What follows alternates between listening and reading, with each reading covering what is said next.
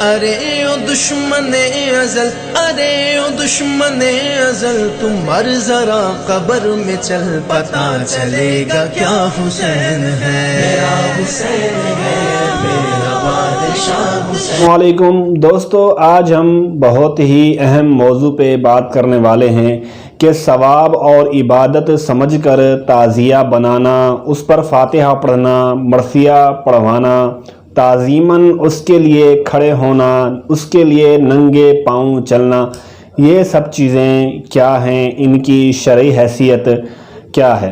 تو دوستو ذہن میں رکھیں کہ بہت سارے گناہ ایسے ہوتے ہیں جو کفر نہیں ہوتے، ہم ان کو کفر نہیں کہہ سکتے۔ تعزیہ بھی انہی چیزوں میں سے ایک ہے کہ یہ گمراہی ہے، بدعت ہے، یہ کام ناجائز ہے، مگر یہ کفر نہیں ہے۔ ہم ان چیزوں کو کفر بول کر اپنا ایمان خطرے میں ڈال دیتے ہیں۔ بہت ساری چیزیں ایسی ہوتی ہیں کہ جو گمراہی اور بدعت ہوتی ہیں مگر کفر نہیں ہوتی۔ مثال کے طور پر اگر کوئی کہتا ہے کہ اللہ تعالیٰ کا ہاتھ اور پاؤں ہے مگر انسانوں کے ہاتھ پاؤں کی طرح نہیں ہے، تو یہ جو عقیدہ ہے یہ عقیدہ گمراہی ہے، بدعت ہے، مگر کفر نہیں ہے۔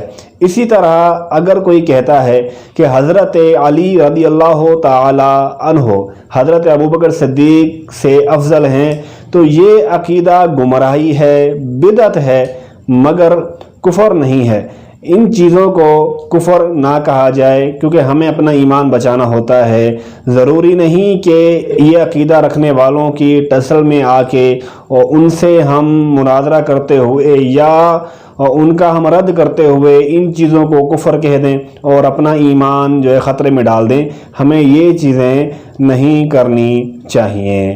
اور یہ جو مسئلہ ہے آپ اس کو فتاوی رضویہ میں پڑھ سکتے ہیں، میں اسکرین پر اس کا پیج شو کر دیتا ہوں۔ اللہ تبارک و تعالی ہمیں سمجھنے کی توفیق عطا فرمائے۔ ارے او دشمن ازل، ارے او دشمن ازل، تم مر ذرا قبر میں چل، پتا چلے گا کیا حسین ہے، میرا حسین ہے، میرا بادشاہ حسین۔